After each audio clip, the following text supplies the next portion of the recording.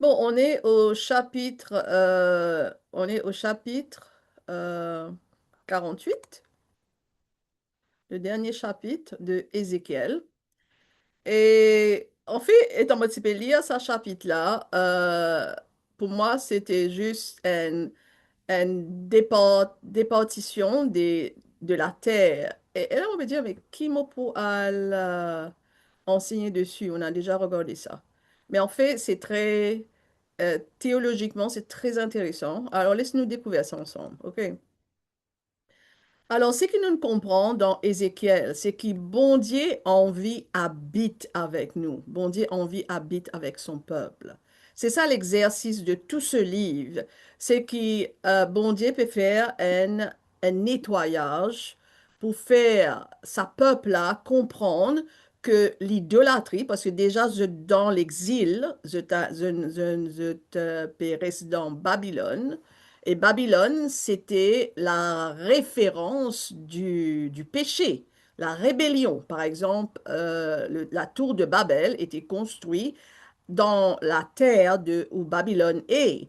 Alors, ça, le fait que bon Dieu retourne dans Babylone est très significatif parce que bon Dieu dit, je désapé vivre dans l'idolâtrie, dans la terre qui m'ont donné je n'amène ban idole dans ma cité, Jérusalem. Maintenant, me lève là, dans la cité de Dieu qui est à l'ouest, et me lève m'amène à l'est, dans Babylone. C'est très significatif pour sa nation juive là, parce que la nation là connaît ce que Babylone représente, parce qu'ils connaissent le Torah.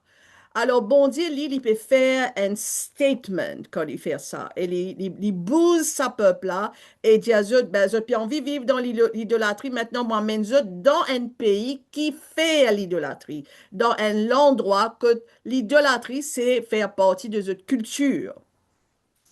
Alors, nous connaissons qui est arrivé, c'est qu'il est dans Babylone, après, dans les Perses et tout ça, dans un pays-là qui viennent, représente l'âge des païens. Et là, Ézéchiel, il recevoir sa vision-là dès le départ avec bon Dieu, que bon Dieu euh, met un appel assez lourd sur cet homme. Cet homme qui type préparé pour être un prêtre. Alors là, bon Dieu amène-lui, fait-lui comprendre qu'il y envie qui sa peuple là reconnaît ce péché, que bon Dieu même lève-lui amène-les à Jérusalem, fais-les trouver, ban qui sur ban chambre secrète qui peut être fait dans le temple, de type ado, ban idole. Et bon Dieu, après, il quitte sa temple là, il quitte le temple et aussi en quittant le temple, la présence de Dieu il quitte Jérusalem et non seulement ça, l'ange de l'alliance aussi disparaît. Parce que quand Babylone envahit Jérusalem, je prends tout ban vaisselle, parce qu'il nous connaît dans le livre de Daniel, que le petit-fils de Nebuchadnezzar, il peut prendre ban vaisselle et il peut manger avec ça, mais jamais je ne mentionne l'arche de l'alliance, parce que quand bon Dieu quitte le temple, l'arche de l'alliance, il disparaît avec. L'arche de l'alliance, il représente la loi de Dieu qui t'y donnait. Bon Dieu, tu donne les tablettes de loi, et puis tu donnes aussi la manne, et puis aussi tu as l'évidence de sa bâton de Aaron qui t'y fleurit. Et ça, tu évidence de ce que Dieu a fait pour ce peuple. Et quand bon Dieu, tu quittes le temple, ça aussi, tu disparais. Alors là, nous trouvons qu'Ézéchiel, il trouve lui dans une position que les bizarres explique à Saban qui vient dans Babylone et fait comprendre qui n'arrivait et qui, bon Dieu, est non pour l'avenir. Et les chapitres 40 et 48, comme je vous ai expliqué déjà avant, c'est des chapitres, ça 8 chapitres-là, c'est comme si un réconfort pour cet homme qui ne trouve tellement des choses négatives dans la nation Israël. Et sachant aussi que le temple, il disparaît, la ville a été envahie, l'espoir de cette nation est un peu à zéro. Et là, bon Dieu donne à Ézéchiel cette vision que bon Dieu pour venir habite avec eux. Bon Dieu pour donner eux un temple. Bon Dieu pour racheter cette nation. Et nous trouvons que dans ça, on dit dans sa chapitre, nous pour regarder là, nous trouvons que toutes les tribus de la nation Israël, zot recevoir, zot ban parcelle de terrain. Et là aussi, ce qui est extraordinaire, c'est que dans le temple, et dans 12 l'apôtre, et chaque l'apôtre, et dans le nom, de chaque garçon de Jacob, qui est vraiment merveilleux. Même Joseph, qui n'a pas eu une part, parce que ce ban part, il est donné à ses deux fils, mais dans la porte, nous trouvons qu'il est dans le nom de Joseph et aussi dans le nom de Lévi. Lévi qui fait partie des prêtres, qui n'ont pas gagné terrain, parce qu'ils se disent vivent dans l'ombrage bondier. Et tout ça, là, nous pouvons trouver dans ce chapitre-là, qui est fort intéressant. Alors, le tabernacle, c'est la première place que bon Dieu qui habite, présente sa présence avec la nation Israël. Alors, bon Dieu, il invite son peuple dans sa présence parce que bon Dieu peut envie enseigne le peuple, sa nation Israël, là, comment vivre dans la sainteté. La sainteté, pourquoi? C'est le thème essentiel qui visait apprendre. Par exemple, nous, les enfants de Dieu, nous sommes sauvés par grâce. Le moment qu'ils nous accepté Jésus comme nous sauveur et que Jésus-Christ vit mon sauveur personnel, mon esprit l'y parfait. Mon nom est écrit dans le livre de vie. Mais mon paix, non, la sainteté. La sainteté, c'est quelque chose qui m'oblige à acquérir par moi-même et m'oblige à faire ces efforts-là. Parce que la sainteté, il peut être vue dans ma personne, dans mon corps, la façon qui m'a pour agir, la façon m'a pour causer, la façon qui m'a pour comporte moi envers les gens, envers les autres. Et ça, quand mon péché détache moi du péché. Et le péché, on ne pas faire péché avec mon l'esprit est parfait. Le péché, il est fait avec la chair. Alors, c'est ça la chair-là qui visait être domptée par l'esprit qui habite en nous. Mais bon Dieu, il n'est que nous, sous la loi, là, nous les cœurs, quand on a accepté Jésus-Christ comme un nous sauveur. Le peuple Israël, je pâtis non sa bénédiction là, parce que Jésus n'a pas été crucifié encore. Mais je type recevoir l'enseignement là avec règlement qui bon Dieu donné dans la loi mosaïque. Bon Dieu, il aussi donne les sacrifices lévitiques, comment bien faire sacrifice quand je fais péché. Et tout ça là, l'IP entraîne ce peuple à comprendre déjà c'est quoi le péché. C'est quoi le péché? Alors, quand on comprend c'est quoi le péché, et là, quand on fait un péché, on demande bon Dieu pardon. Et quand on demande bon Dieu pardonne-nous. Et dans l'Ancien Testament, ça devait être fait régulièrement. Mais là, déjà, ce peuple qui est à Babylone n'a pas de temple.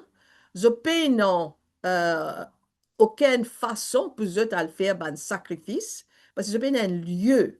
C'est en fait, c'est en captivité qui le peuple Israël dans une captivité qui commence euh, inaugure une synagogue parce que synagogue pas existe avant.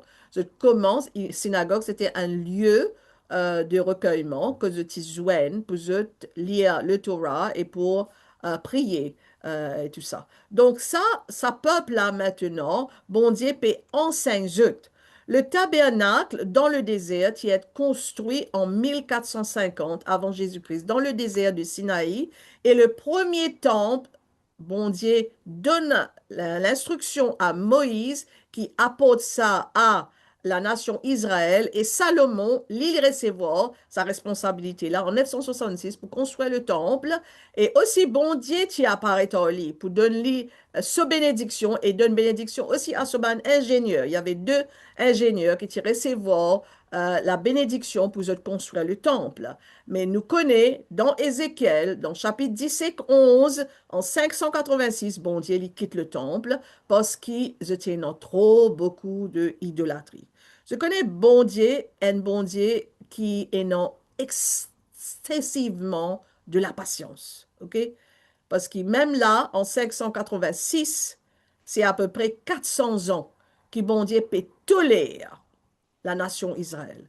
La nation Israël, le moment qui Salomon il marié, il marié avec une femme étrangère, cette femme-là, il amène l'idolâtrie en Israël, il amène cette idole, il amène ce temple, et Israël, il commence à faire de l'idolâtrie. Et bon Dieu, il est excessivement patient. Et en 586, bon Dieu, il quitte le temple et là, ça fait un changement dans ce qui peut arriver là, dans la nation Israël. Et Dieu, il pour retourner, et c'est ça le message de Ézéchiel, que Dieu retournera et Dieu vivra avec son peuple dans le royaume. Parce que c'est ça qu'Ézéchiel recevra à la fin de sa vision qu'il recevra de Dieu.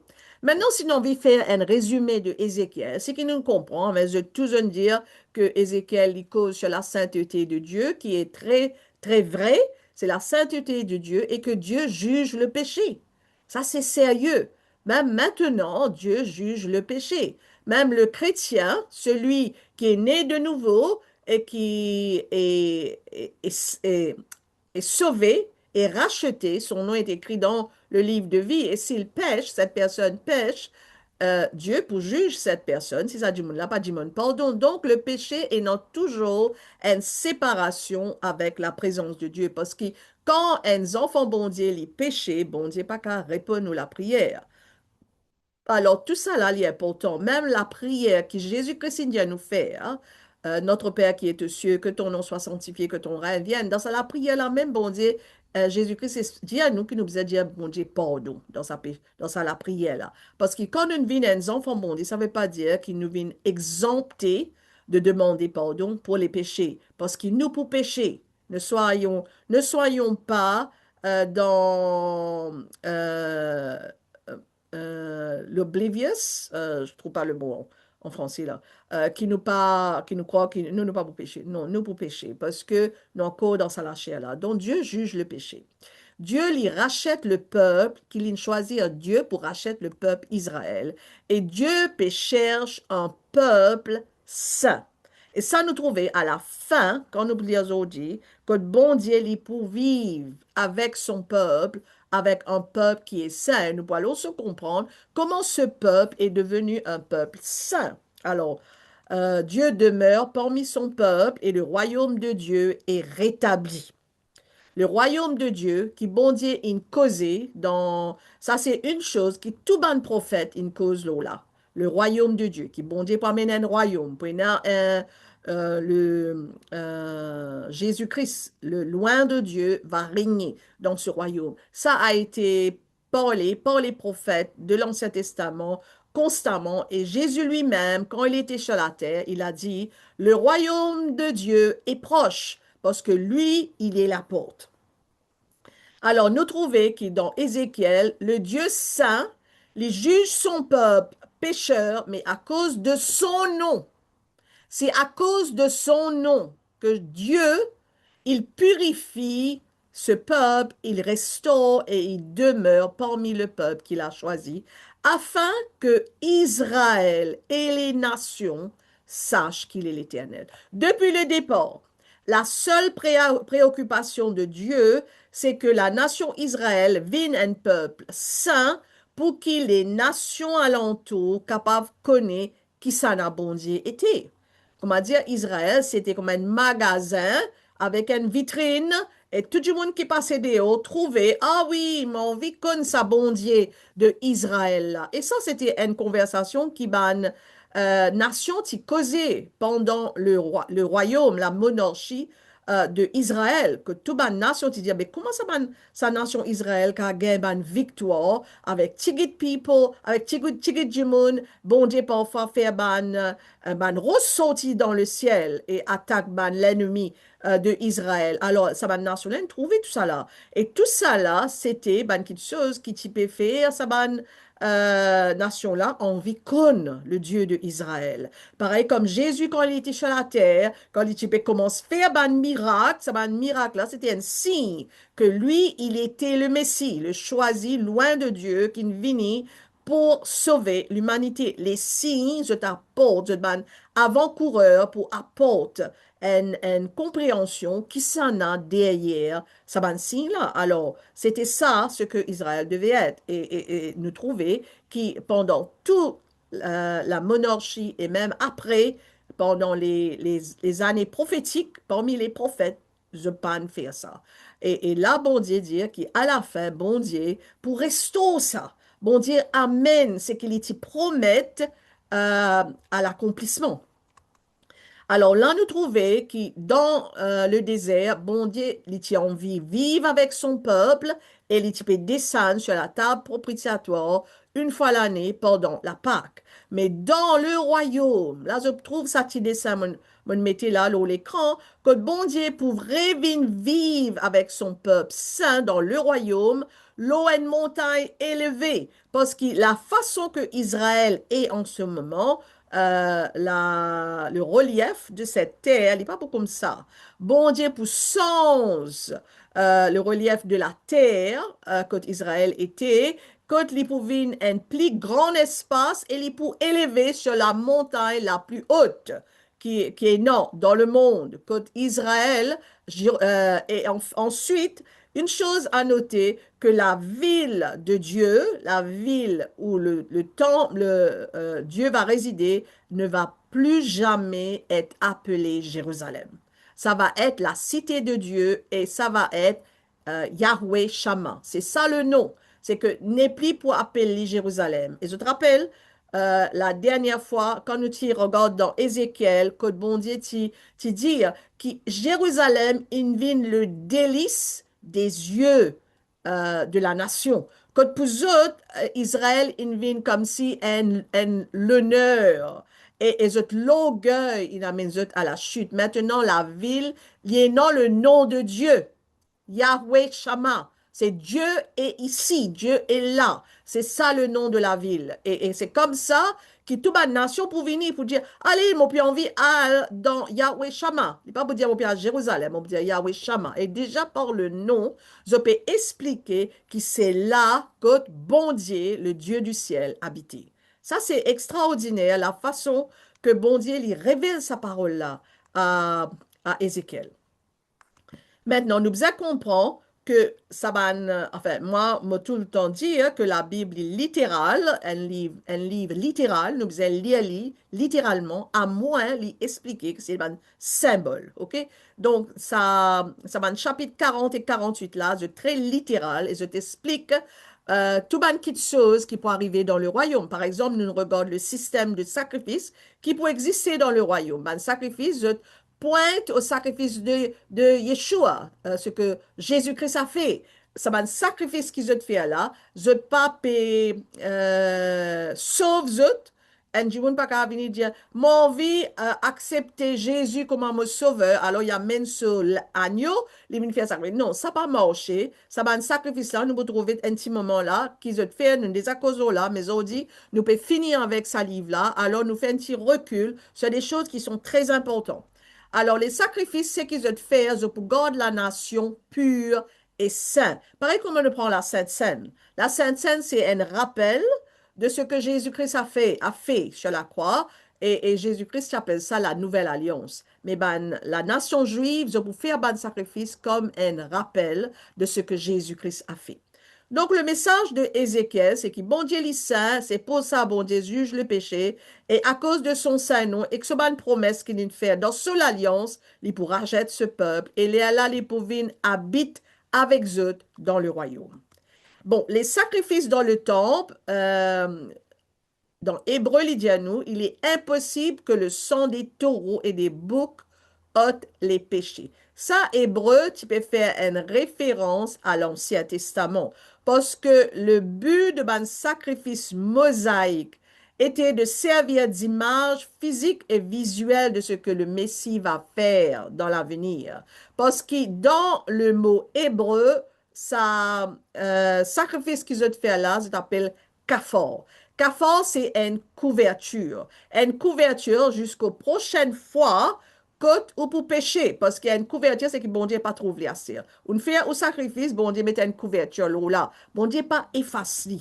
Bon Dieu mettait une couverture. Et ça, c'est très important à comprendre ça. Dans Ésaïe aussi, 53, que bon Dieu dit, c'est ce garçon qui pouvait celui qui peut expier pour le pardon des péchés. Il a plu à l'Éternel de briser par la souffrance. Parce que ce garçon-là, après avoir livré sa vie en sacrifice pour le péché, il verra une postérité qui prolongera ses jours. À cause du travail de son âme, il rassasiera ses regards par sa connaissance. Mon serviteur juste, ça veut dire Jésus, juste, justifiera beaucoup d'hommes. Pourquoi il dit beaucoup d'hommes? Pas tous les hommes, parce que ce n'est pas tous les hommes et les femmes qui acceptent le sacrifice de Jésus. Il y a beaucoup qui vont accepter et il se changera de leur iniquité. Donc ça, c'était la promesse. Et là, ça, il écrit dans Ésaïe, dans l'Ancien Testament, qui fait Ésaïe peut écrire ça parce que Ésaïe, étant un juif qui comprend le Torah, il sait que le sacrifice qui est fait dans le temple, c'était une couverture jusqu'à que le loin de Dieu, le Fils de Dieu vient et que lui maintenant, il porte le péché de l'humanité sur lui. Parce que Ésaïe prophétisait dans chapitre 53 l'hypécose sur le Messie. Et aussi, ben, sacrifice-là, je te servis de rappel à la mort du Messie. Pareil comme à la communion du pain et de la coupe, comme on explique. Dans 1 Corinthiens, l'apôtre Paul dit, quand toutes les fois que vous mangez ce pain, que vous buvez cette coupe, vous annoncez la mort du Seigneur jusqu'à ce qu'il vienne. Maintenant, quand Jésus viendra nous enlever, quand nous poils dans le ciel, nous n'est plus pour prendre la Sainte Seine. Jésus-Christ avait dit ça dans Jean. Il avait dit, ça c'est la coupe de la nouvelle alliance qui m'a donné jusqu'à qui nous mange ensemble dans le royaume, comme on peut trouver dans le ciel, quand on les amène dans la maison de son père, les Tibédiens, on peut aller, on peut préparer place pour autres essais, et quand le Seigneur viendra nous enlever, il n'y aura plus besoin de prendre la Sainte Seine, parce qu'on n'aura plus besoin de rappel, parce qu'il sera devant nous. OK? Donc ça, les ressembler le sacrifice dans le royaume. Parce que ça, Banjimoun, pour Banjimoun là, pour faire ce sacrifice-là, comme un rappel de la mort du Messie. Après l'enlèvement, on mangera avec le Seigneur.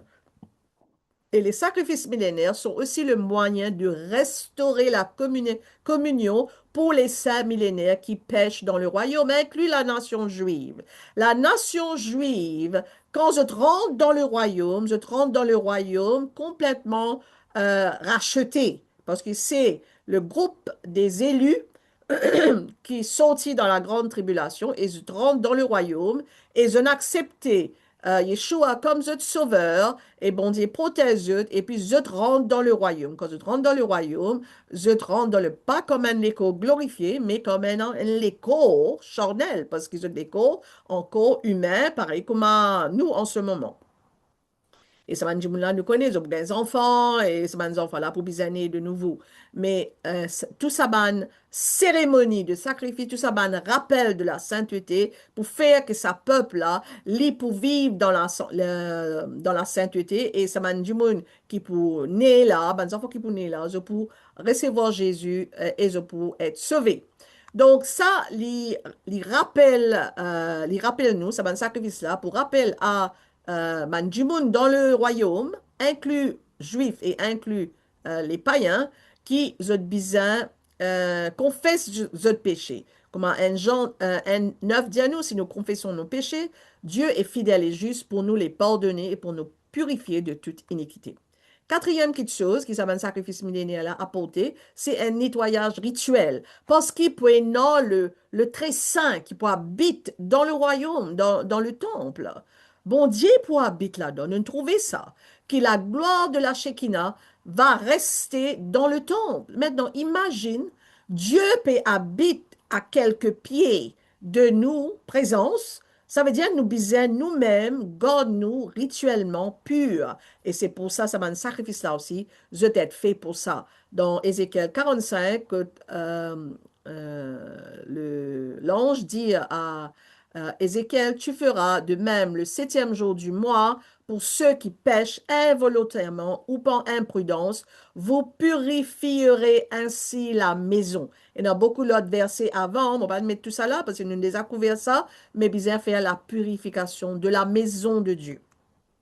Et cinquième petite chose qui nous trouvait, ça va un sacrifice là, ça c'est le prince qui fait ça, c'est un sacrifice qui est fait pour le pardon national, pour la transgression nationale. Dans Hébreu, il donne nous un rappel, le sang des boucs et des taureaux, la cendre d'une vache répandue sur ceux qui sont souillés, sanctifie et procure la pureté de la chair. Donc, ce besoin recevoir le pardon à cause de ça, faire sa banne sacrifice-là. Nous aussi regarde la rivière du temple millénaire. C'est la rivière là, elle est pour couler du temple à travers la ville et puis prenant des branches qui peut sortir un pour vers la mer Méditerranée et l'autre là pour vers la mer Morte. Et nous trouver que ça la rivière là, il fait tout ce qui mord gagne la vie, comme par exemple la mer Morte, les pour songer, se développe pour songer et pour commencer à gagner poisson dans sa mer là. Et de tout temps, depuis qu'il existe, ça mettait nos poissons là-dedans, mais dans le royaume, puis nos poissons. Dans Zacharie, il dit, en ce jour-là, des eaux vives sortiront de Jérusalem et couleront moitié vers la mer orientale, moitié vers la mer occidentale. Ils sont en été et en hiver. Dans Joël aussi, il dit ça. Le lait coulera des collines, il y aura de l'eau. Tous les torrents du Juda, une source sortira aussi de la maison de l'Éternel et arrosera la vallée de Sittim. Alors ça aussi peut causer qui dans sa temple là, prenant la rivière qui peut sortir. Et dans Ézéchiel 47, qui nous a déjà couvert, quand l'ange amène Ézéchiel, il dit, il me ramena vers la porte de la maison, et voici l'eau sortait sous le seuil de la maison à l'orient, et nous trouvons qu'il est sorti, et de l'eau qui peut couler du côté droit, et nous t'y apprendre du côté droit, ça veut dire qu'il est sorti avec toute la force, et il arrose partout, et il donne la vie à tout ce qui mord. Et nous tu regardes sa photo là déjà, que dans Genèse, il y avait une rivière, et dans l'Apocalypse aussi, il y aura une rivière. Et Ézéchiel, il représente ça, la rivière dans le royaume, qui nourrit tout ban quelque chose pour donner toute la vie. Tout ban plante, tout ban poisson dans la rivière, dans la mer. Maintenant, laisse-nous regarder un peu le Israël dans le royaume.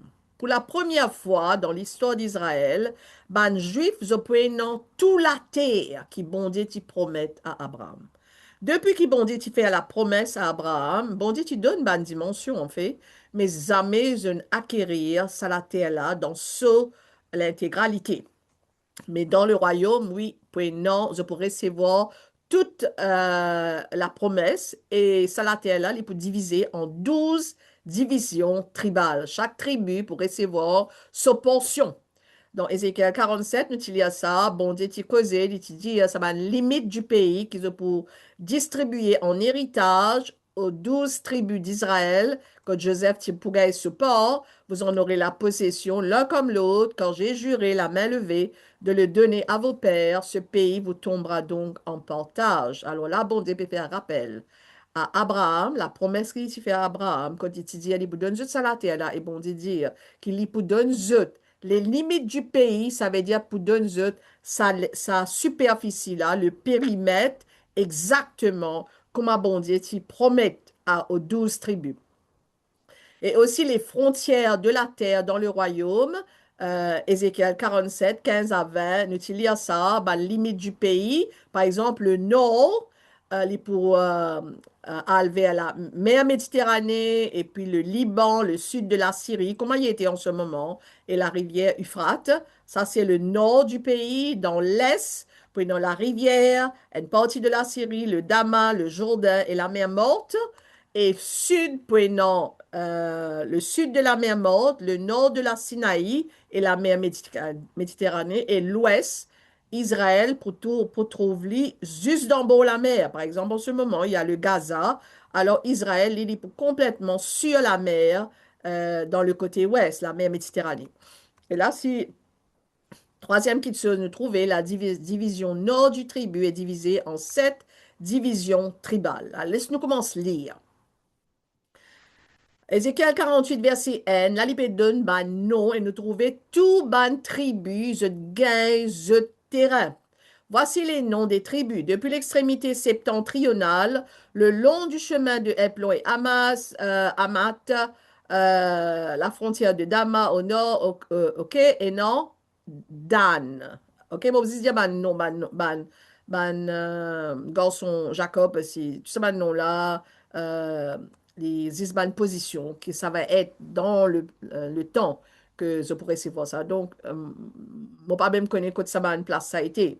Alors, sur la limite de Dan, alors, à l'Occident, Aser. Aser aussi, c'est un autre garçon. Son deuxième garçon, troisième, Nephtali. Et puis, après Nephtali, il y a Manassé. Manassé et Éphraïm sont les deux garçons de Joseph. Et ne pas trop Joseph recevoir une part du terrain parce qu'il se dégage sur recevoir ça. Donc, il y a Éphraïm, et puis il y a Rouben, et puis il y a Juda.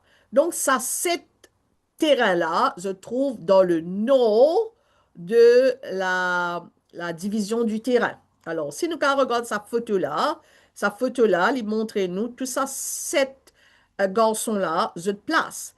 Et aussi, quand nous trouvons la largeur de la terre-là, les 370 kilomètres de largeur et sur longueur, les 145 kilomètres de longueur. Donc, c'est assez grand. C'est à peu près 7 fois la grandeur de Maurice. OK? Donc, il y a assez une grande portion de terrain qui va être attribuée à cette nation. Alors là, nous trouvons, et dans les sept tribus, et aussi nous trouvons que la cité de Dieu les trouve au sud de la tribu de Juda et sert comme une ligne de séparation entre les 7 et 5 tribus. Là, si je regarde bien dans la photo, Juda, il est là, le dernier dans sa groupe 7 là, et puis il y a une séparation, parce que sa séparation au milieu là, et dans le sanctuaire, et dans la place des prêtres, et puis il y a dans la place des princes, et puis aussi il y a la terre commune que toute la nation Israël, qui a venu faire plantation, faire tout ban de choses qui sont capables de servir pour eux-mêmes. Par exemple, ban prêtre, je pas et non la terre, donc je vivre après avec sa ban qui chose qui bon Dieu peut donner dans sa ban la terre là. Donc là, Judas, il est le dernier, et aussi pas oublier, aussi je trouvais que le temple, il pas trouve dans Juda. Pareil comme a été Jérusalem. Jérusalem était dans la tribu de Juda, dans la ville de Juda. Ça va pas être le cas cette fois-ci. Il est séparé complètement, mais Juda, il trouve en haut du sanctuaire. Et la dimension du lieu saint, les 13 kilomètres par 5 kilomètres. Nous trouvons qu'ils sont laser 13 km et ce longueur 5 kilomètres. Donc, les fils de Sadok, je te rappelle, nous tirons cause les fils de Sadok, c'est eux qui ont accès au lieu saint, que c'est eux qui ont fait un sacrifice dans le temple. Aussi, j'étais dans un port, dans ça, l'espace qui est le lieu saint. Et les Lévites aussi gagnent ce port, mais le territoire de la ville, c'est la présence de Dieu. C'est la présence de Dieu. Tout le monde connaît que ça, c'est la présence de Dieu. Et la ville, les 2,5 km par 2,5 km, c'est un carré et les 2,5 km carrés. Pas vraiment énorme, mais la ville qui nous connaît maintenant, c'est Jérusalem, il ne peut pas appeler Jérusalem. Il peut appeler la cité de Dieu, la ville de Dieu, et c'est ça qu'on appelle euh, Jéhovah Shammah. Et dans ce territoire-là, ils ont dans un logement, ils ont la terre ouverte, quand ils ont fait un pâturage, quand ils ont capable de faire quelque chose dans la terre-là. Là, nous trouvons une comparaison avec Maurice. Maurice, là, les petits Maurice ici, et ça, la terre-là, il est là. Et là, comment on met ça, par exemple, si je sorti Cap Malheureux, sorti côte euh, Cap Malheureux, j'étais dans Suyac, mon corps il y a à peu près 40 000. Je corrige-moi si mon préféré est là. Et puis, mon père rappelle un peu ma géographie dans sixième. Et puis, de l'est à l'ouest, c'est une sortie la rivière Noire pour nous aller dans Flac. Il y a à peu près 30 000. Donc, si nous faisons cette comparaison-là, nous trouvons c'est à peu près 7 fois au théâtre Maurice. Nous avons 7 Maurice en l'autre. Et puis, 3 Maurice un à côté de l'autre. Nous gagnons ça l'espace qui peut être attribué à la nation Israël. Donc là, nous continuons. Sur la frontière de Juda, de l'Orient à l'Occident, sera la portion que vous prélèverez, large de 25 000 cannes et longue comme l'une des ports de l'Orient à l'Occident. Ça nous cause sur l'espace qui est attribué au sanctuaire de Dieu. La portion que vous prélèverez pour l'Éternel aura 25 000 cannes de longueur et 10 000 de largeur. Au sacrificateur, prenant cette portion sainte, 25 000 cannes, 10 000 de largeur à l'Occident, 10 000 de largeur à l'Orient. Et aussi, ils pourront appartenir au ban sacrificateur consacré au fils de Sadok. Et ils pourront appartenir à comme portion très sainte prélevée sur la portion du pays qui aura été prélevée à côté de la limite des Lévites.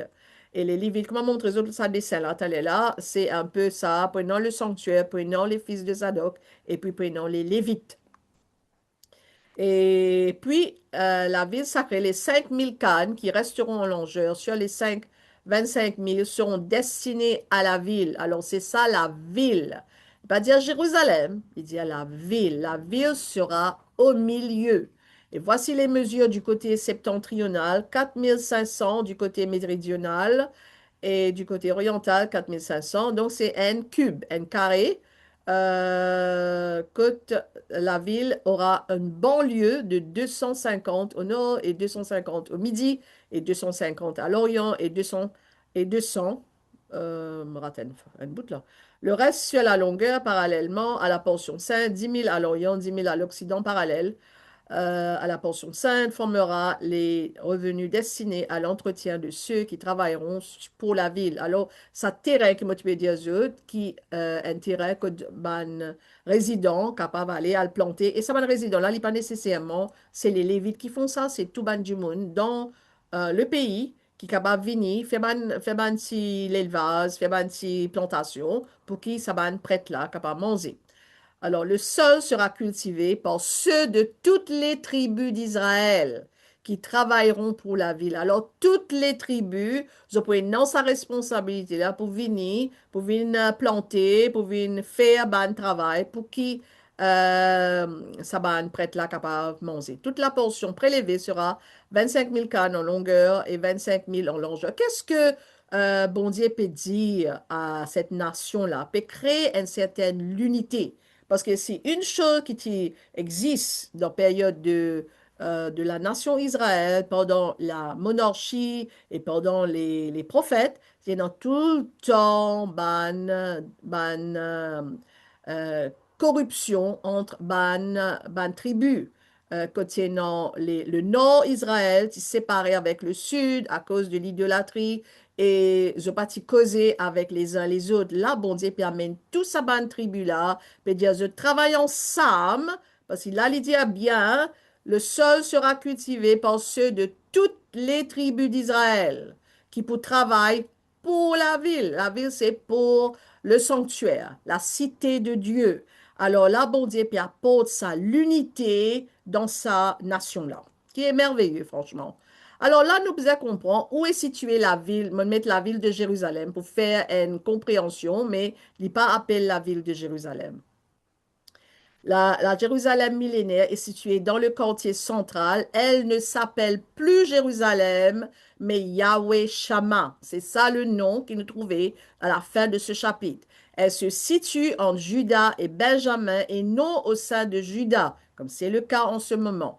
Le temple est au nord de la zone urbaine, parce qu'il y a une zone urbaine que Dieu a fait une plantation, mais le temple est situé au nord. Le placement, il pour rappelle délibérément l'ancienne relation de Jérusalem à la fois avec Juda et Benjamin. Donc l'accès final, il n'est pas une affaire géographique, mais il est théologique. C'est que bon Dieu explique à sa nation-là, arrête la guerre entre eux, vivre dans l'unité, et eux tout peut faire tout quelque chose pour honorer bon Dieu, parce que les nations pégent Dieu.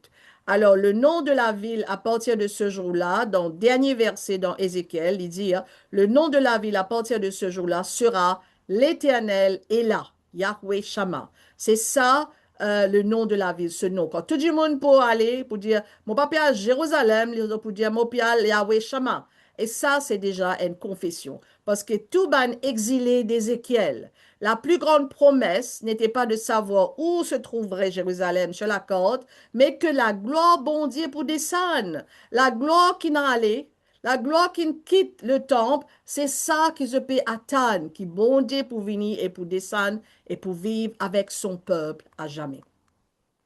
Et puis nous trouve la portion du prince, nous connaît, qui tout le temps est dans sa passage-là pour le prince. Ce qui restera sera pour le prince aux deux côtés de la portion sainte. Et ça, il pourra appartenir au prince. Ce qui sera entre la limite de Juda et la limite de Benjamin appartiendra au prince. Alors, si je regarde dans sa photo-là, ici, là, la limite de Juda en haut, des deux côtés, et la limite de Benjamin au bas. Alors, ces deux côtés-là, c'est la portion pour le prince. Alors, les cinq tribus maintenant, nous finissons avec ça, tribu là, les cinq tribus, nous pouvons trouver dans verset 23, les commencer, les pécoses, le Benjamin, et puis Siméon, Issachar, Zabulon et Gad. Alors ça, c'est les cinq autres fils de Jacob qui maintenant, bon Dieu, puis donne cette place, côte la terre pour être. Sur la limite de Gad, du côté méridional au midi, la frontière ira jusqu'à Tamar, jusqu'aux eaux de Mériba à Kadès, jusqu'au torrent vers la grande mer. Alors là, ça nous trouvait au bas, là, c'est Benjamin, Siméon, Issachar, Zébulon et Gad. Et ça, c'est au sud, et séparés, les sept tribus sont séparées avec la cité de Dieu. Maintenant, ce qui est intéressant, c'est ben 12 la peau de ça, la ville, pas du terrain, mais la ville de la cité. Que bon Dieu donne 12 la porte, l'entrée, pour rentrer dans sa cité-là. Tel est le pays que vous diviserez en héritage par le sort, par les tribus d'Israël, et tels sont leurs ports, dit le Seigneur l'Éternel. Voici les issues de la ville. Issue, ça veut dire l'entrée de la ville. Du côté septentrional, 4500 cannes, les portes de la ville, d'après les noms des tribus d'Israël, trois portes au nord. Dans le nord, prenant la porte de Ruben, la porte de Juda et la porte de Lévi. Maintenant, Lévi, il n'y a pas de même un terrain. Mais bon Dieu a envie de montrer, quand je rentre dans la présence bon Dieu, dans la cité de Dieu, je rentrerai à travers les fils de Jacob. C'est vraiment, c'est une beauté quand je regarde ça, comment Dieu est fidèle. Et bon Dieu, il n'est pas mettre personne dehors. Et là, bon Dieu inclut Lévi dans ban la porte, parce que bon Dieu a envie rappelle à la nation et à toutes les autres nations sur fidélité. Bon Dieu, dans le nord et dans sa trois garçons-là, autres noms. Et puis, dans l'est maintenant et nord, le nom de Joseph. Joseph Pénaïm un terrain. Et dans la porte de Benjamin et puis dans la porte de Dan. Ça, c'est dans le côté est. Dans le côté sud, et dans le nom de Siméon, Issachar et Zabulon. Et le côté ouest, et non le nom de Aser, Naphtali et Gad. Ça, dans le côté ouest. Alors, bon Dieu, il met ce cité, et sa cité-là, ce barrière, c'est en haut et en Juda, dans ce côté gauche et droite et dans la portion des princes, dans le côté sud et dans sa banlieue, sa terre là. Et bon Dieu dire qu'il m'a mettre ça dans la porte là, comme ça quand du monde pour entrer dans le côté sud et dans Benjamin. Alors bon Dieu dire quand je pour rentrer dans ma cité, je faisais passe à travers des fils de Jacob. Oh, je trouve ça vraiment une beauté. Pourquoi Dieu arrange les portes de cette façon? Chaque tribu a un accès égal. Personne pas plus grand, pas plus petit ou pas plus bon et l'autre et non plus respect. Par exemple, Lévi, c'est des prêtres. Non, tout le monde pareil. Chaque tribu a un accès égal. La ville y appartient à tout Israël. La ville représente toute la nation.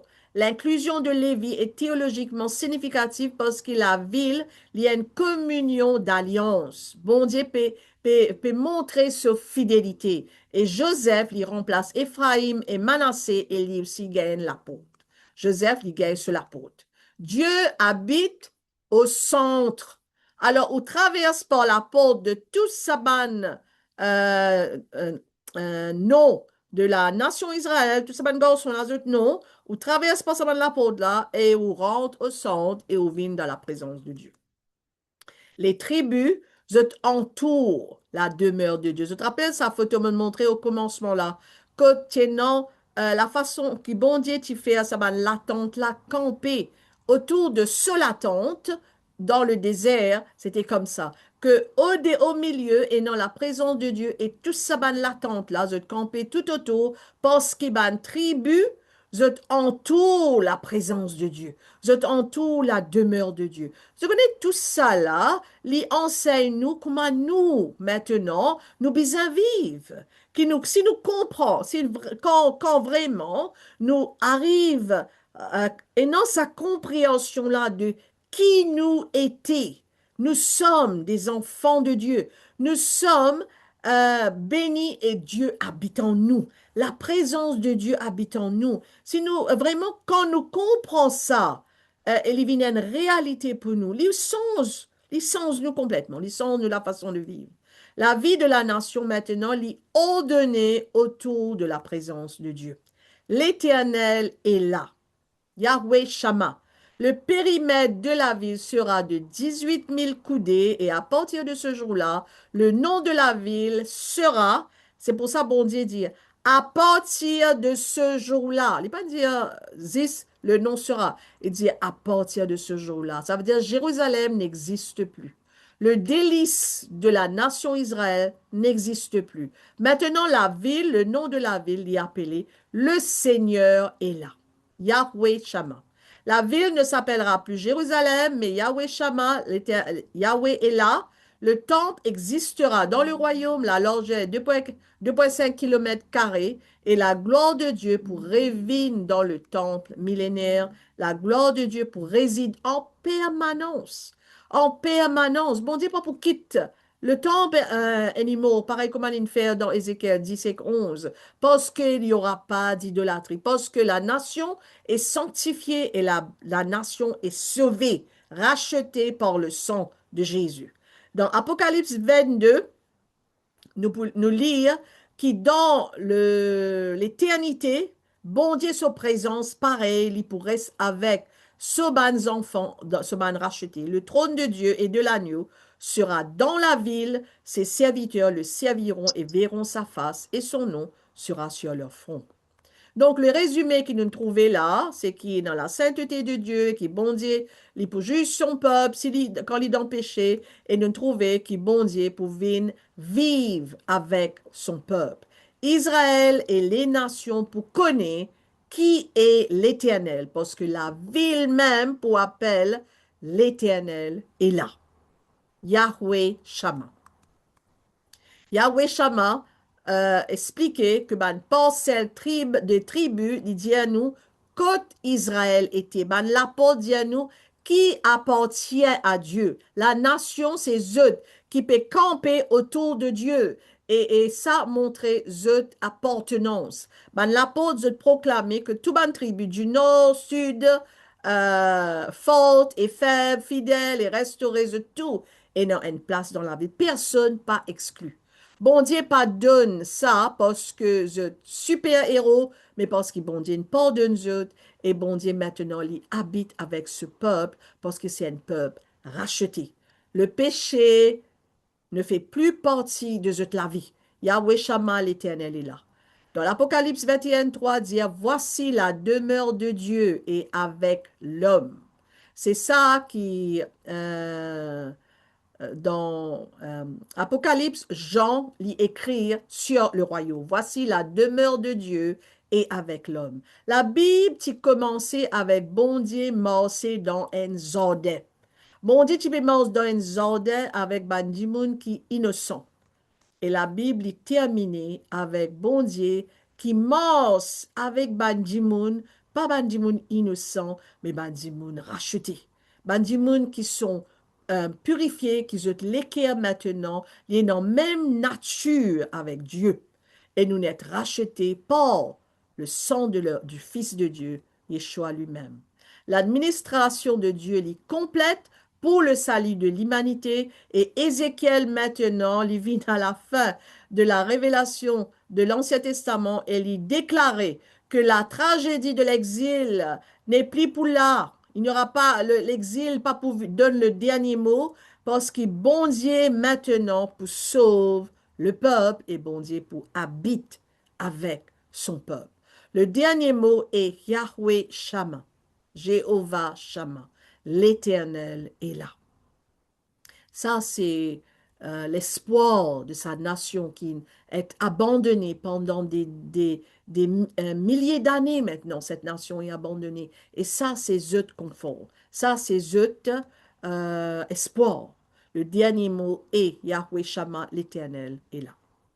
Bon, je vais arrêter ça et puis on va regarder, on va écouter cette chanson que je vous avais. Mélanie, moi, on a une question pour toi. Oui. Une question un peu bête, je me Ah, il n'y a pas propose de toi. question bête. Mylène, il n'y a jamais de question bête.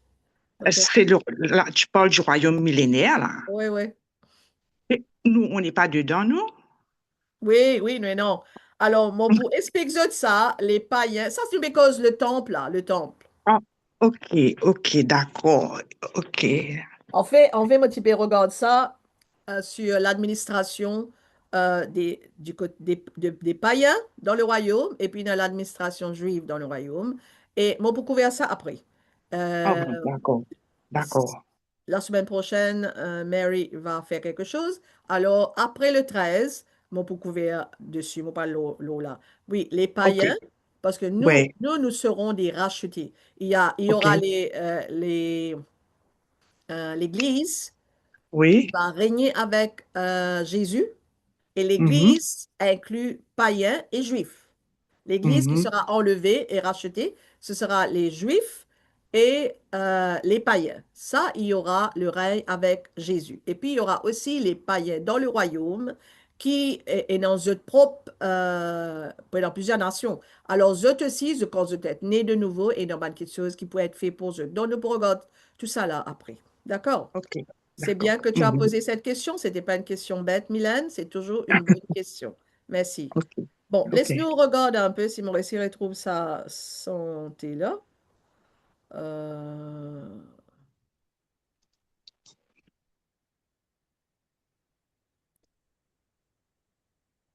ok.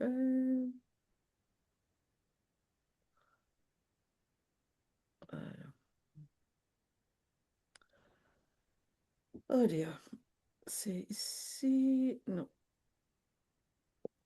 je n'arrive pas à débarrasser ça.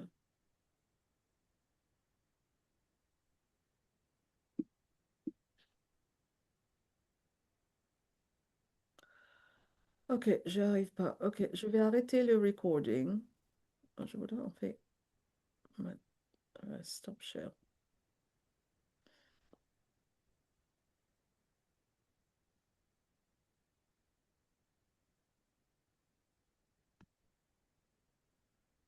Hum,